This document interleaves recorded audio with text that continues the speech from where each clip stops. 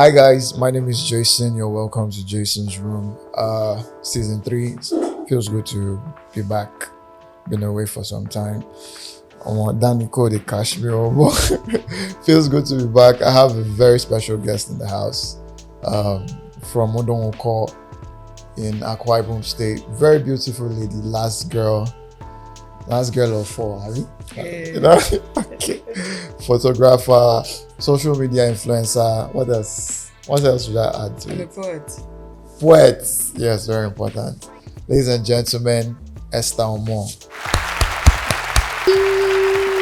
It's good to have you. What's up now? Thank you. I'm fine. I'm okay. Good teeth. Yeah. I had to go through many hurdles to convince you to come through. I don't think you did. I didn't go through many hurdles, Esther. I don't think you did. Okay, you made it easy for me.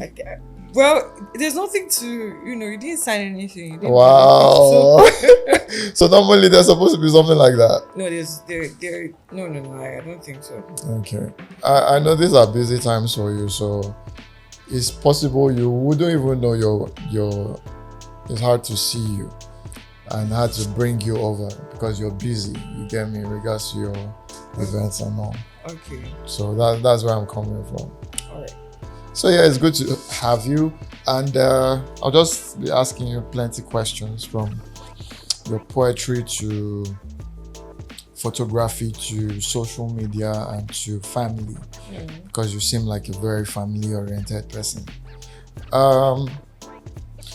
So why photography? Because when I knew you, it was all about Ibom poetry. I've always known you to gather people. But why did you do photography? Why did you choose that? Okay, so I started photography when out of depression. Okay. Yeah, so I remember setting up a photography studio, and the photographer said he was going to leave, which was it's a normal thing, and he was going to leave I think at the end of the year, and he actually did. And I didn't have anyone to replace him because basically I loved his style, I loved everything, his editing, everything was really good. So I couldn't find someone that could easily fill into his shoes. So I just Did you know the job as at then? No, I did not. Okay. So basically I had to shut down. Then I was like, okay, let me go learn and all of that. So basically that's it. Okay. What was the process like for you? Was it long? Well, it wasn't. I think I was meant to travel to Lagos, for the entire training thing. Okay. And then at some point it didn't actually work out. And I think around August thereabouts, I reached out to what's his name, Monami, Jason. Yeah. I think I trained with him, so it wasn't anything. So this person's leaving was what made you put you in that depression? Yeah, of course. Wow. And that, what was the time space for that? Yeah, that was just I think he left in November, December, and from January to August. That's a long time. Okay, very long time. That's 6-7 months. About. Okay, so how recent was this? 2020? This is just 2021. Bro. Yeah, so in 2 years the growth has been amazing. In 2 years, I think it's a year, not 2. Wow. Yeah, it's a year, not 2. That's beautiful. Okay, now let's come to the topic.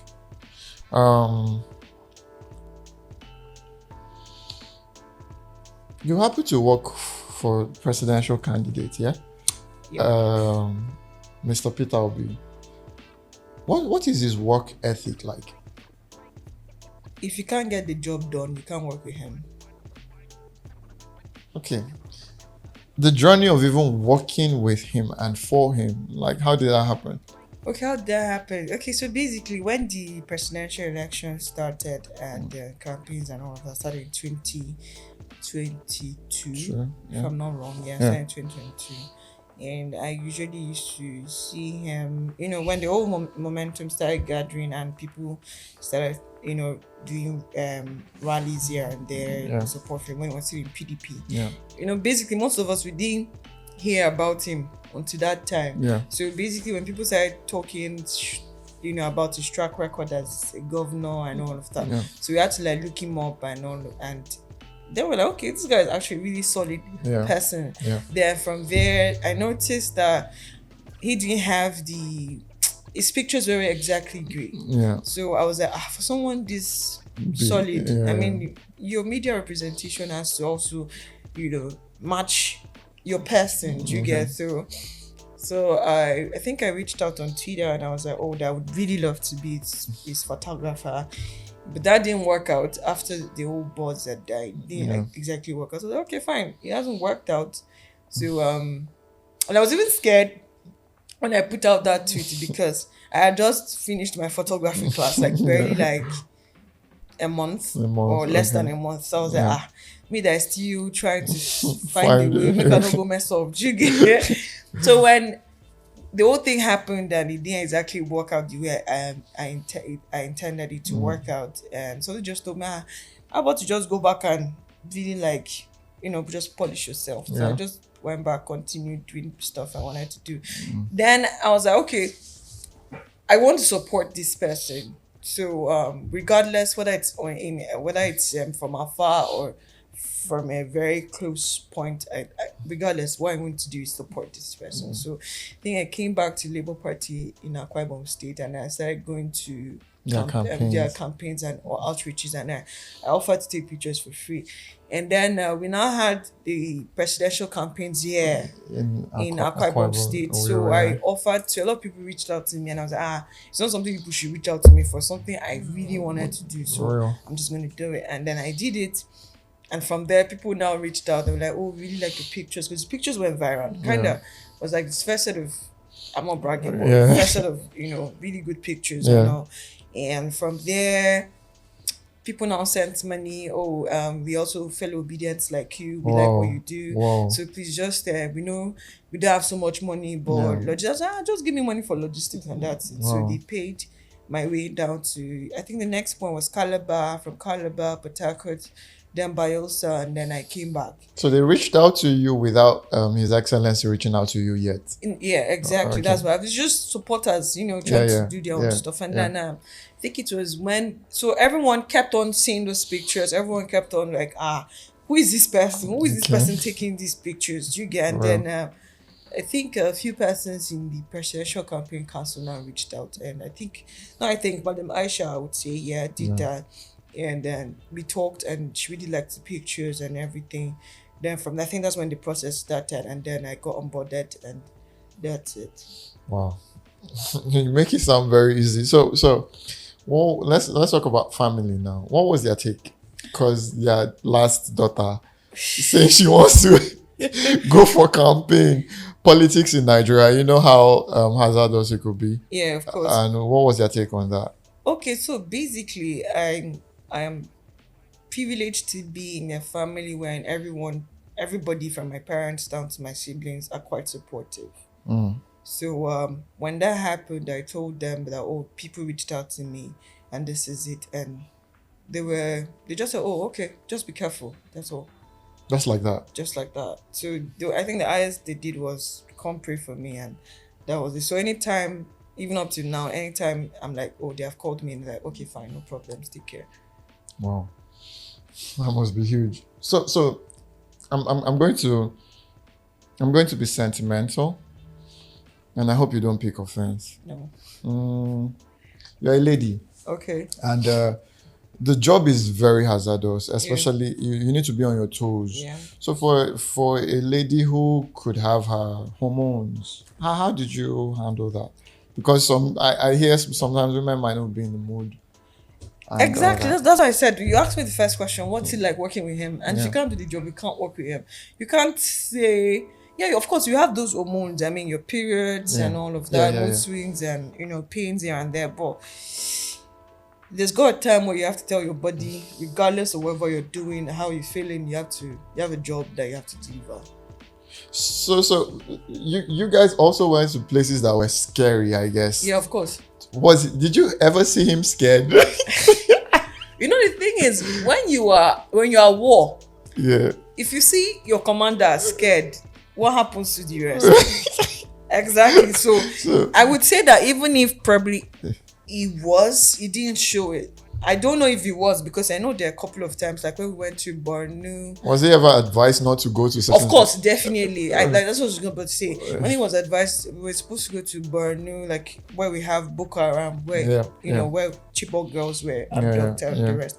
I think he has said a couple of times that he was told not to go, and he was like, pilot, can you get to Bornu? And pilot said, yes, okay, fine, let's go to Bornu. Would you say he's a stubborn man? He's a very stubborn man, and you cannot be in Nigeria and want to do something great, go against the institution, and you can't do that if you're not a stubborn man.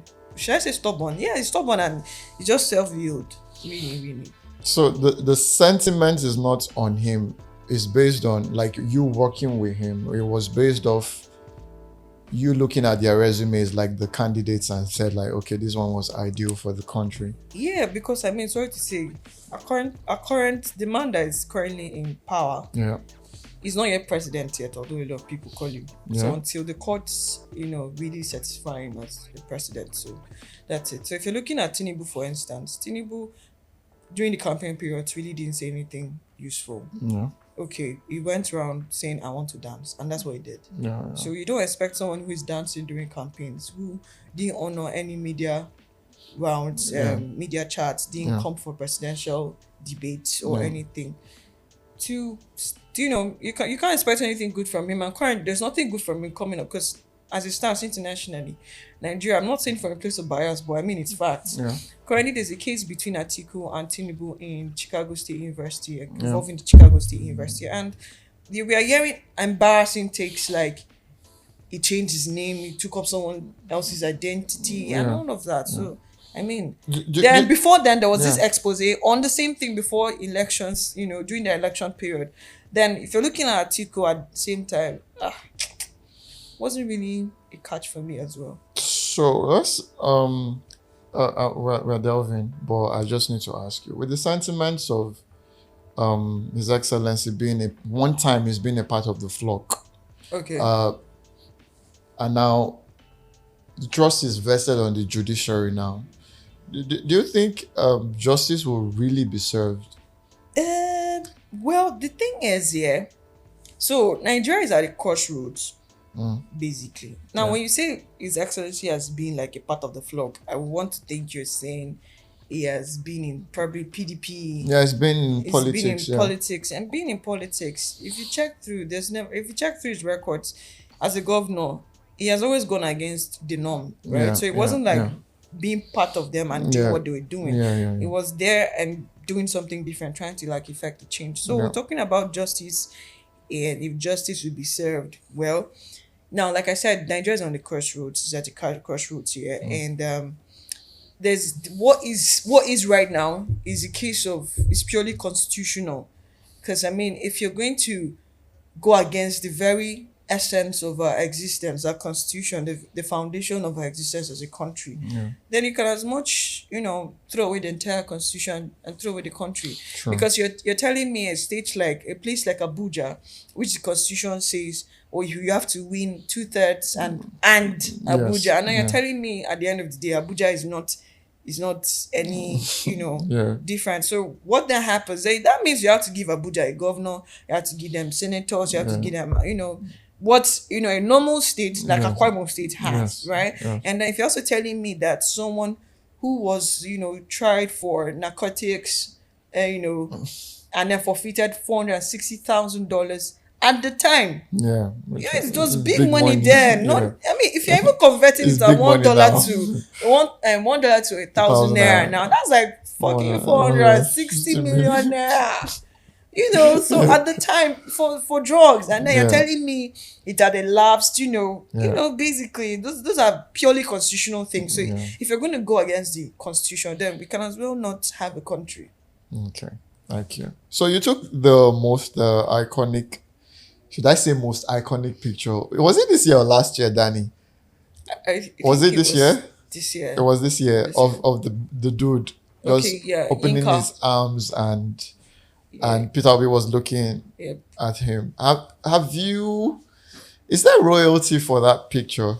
Well, the thing is, I noticed one time someone wanted to. someone actually tried to sell it as sold it NFT. Yeah, as NFT. Yeah. no, he wanted to, but for my brother, who's a lawyer, that wrote to them and to the platform, they had to take it down. Well, have I had anything? No, I haven't, because I feel like what I did was just pro bono. Yeah. And I'm not really money for it. Yeah. So it was a picture that I didn't even know I took. Funny enough. So it was I think in the you know how campaigns can be very rowdy, and you're just taking pictures and you want to send them out, and that's what happened. I took those pictures and I sent them out. It was after this was around 10 a.m. It was around 7 p.m. when I go back to my hotel room that I noticed there's a particular picture going viral. I'm like, when did I take this picture? How come I did not see it? You get? So what's the point? So I just didn't do anything about it. Okay, but the accolades you've got has done a lot for your resume. Yes, of course. Okay.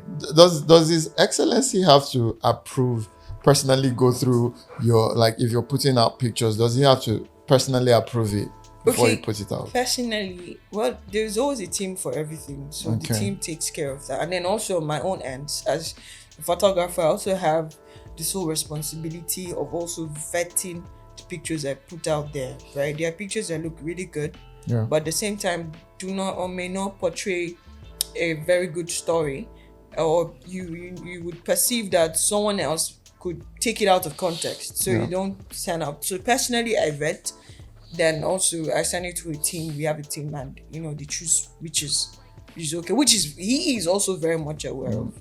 Okay Thank you. For a career that is let's say male dominated, photography,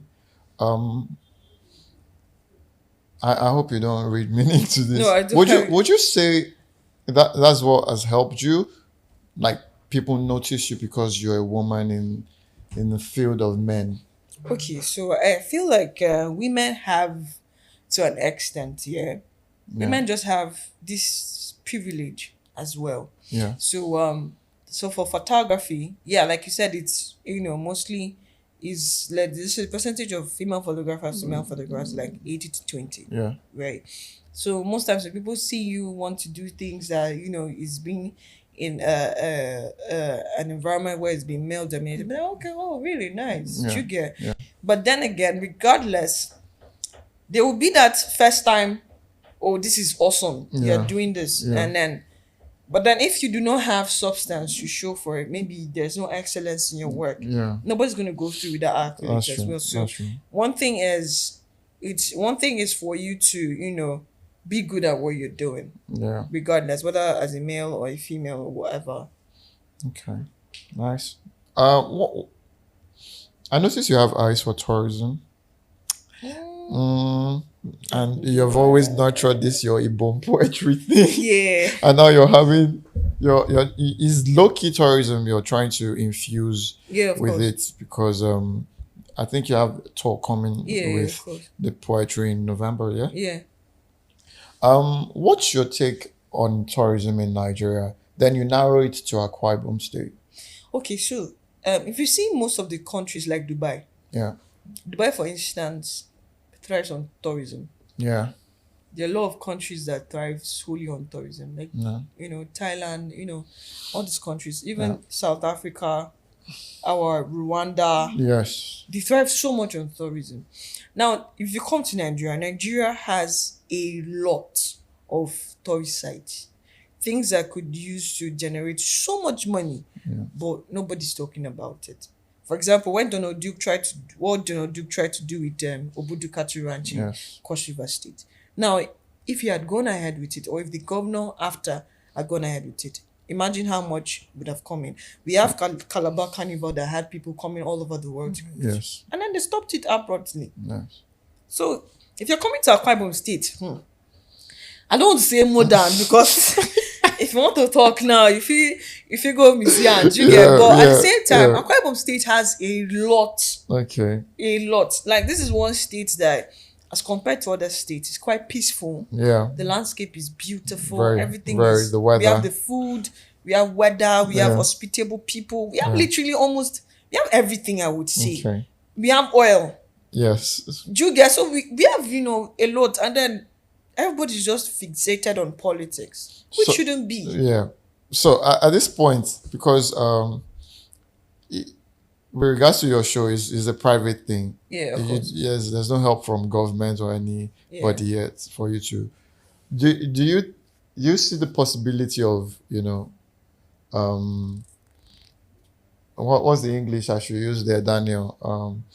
The possibility of growing with it and like in a very large scale without the help of government. Okay, so I always feel that I would always think that something like tourism is actually capital intensive. Yeah.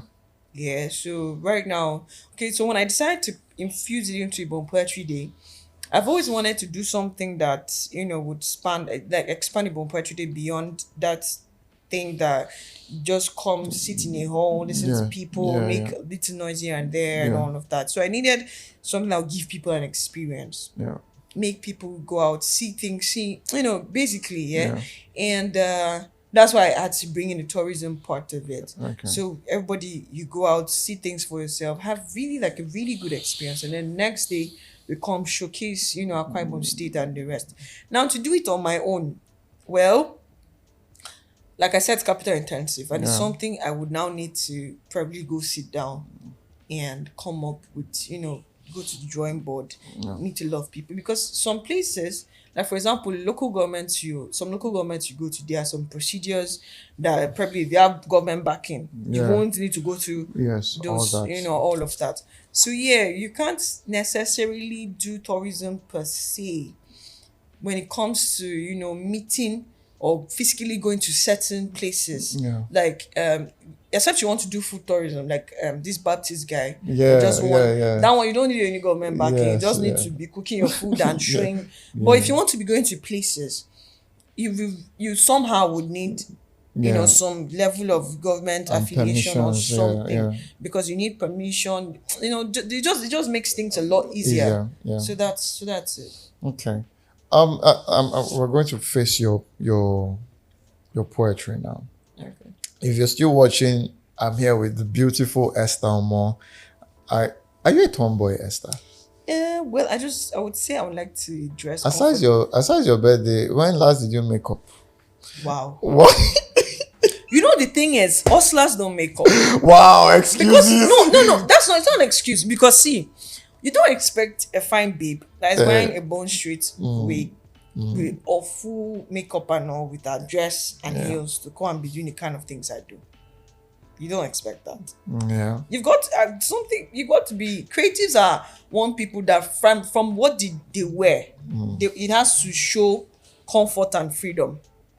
So let's not feel like you're making excuses. I'm not making excuses. If we have a ball, let's say His Excellency is having a ball, his wife is there, then you're supposed to take official photos in this ball. Let's say the presidential ball. You're not going to wear this. I'm not going to wear this, but I'm going to wear probably something I'll wear pants, trousers, actually. Yeah, and you make up, yeah? I know. No, I won't. I won't, because see, I love working with people that understand me and accept me, even when it comes to relationships. I would rather date someone who has known me and known my existence and knows that, Esther can wear gowns when she feels like, makeup when she wants to. But on a normal day, you don't expect Esther to do that.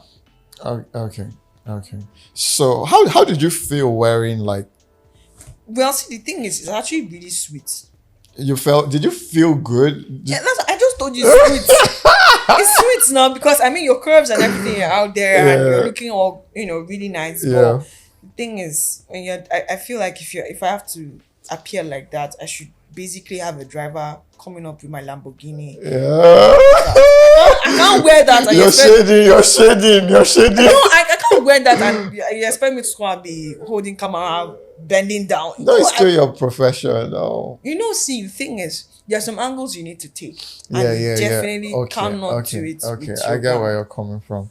So, this one might be too personal, except you don't want to answer. Just say you don't want to answer. Do people suspect you for liking women. Yes. Oh yes, of course. If there any tomboy that doesn't go through that stereotype, I Yeah, doubt if you never do if you never go through that stereotype, I doubt your tomboy is authentic. So you want to debunk anything? Do I want to debunk? I mean, go ahead, fly whatever thing you wish to. Okay. It's nice knowing. Ladies and gentlemen. So let's go back to tourism, to Ibom poetry. To poetry. Esther, Yeah. can someone blow off poetry? Oh yes. Let's not we're not saying Ashake music, we're not saying rap, we're saying like Poetry.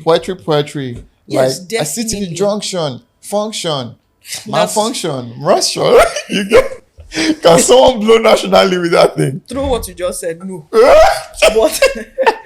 but yeah, they're actually like really good poets. I have a poet I follow on Instagram. Her name is IB Quake. Okay. She performs for, I think I saw she performed for Echo Bank.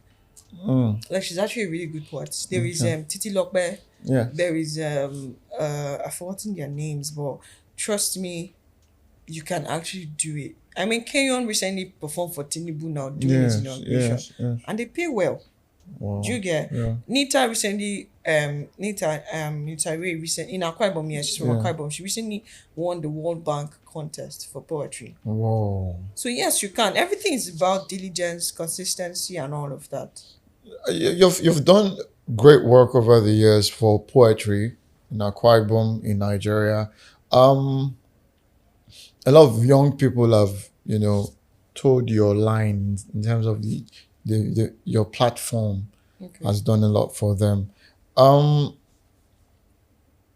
How do I put this question now? Do you project that it should be bigger than this? Like the same way attention is given to TV, to musicians and let's say rappers.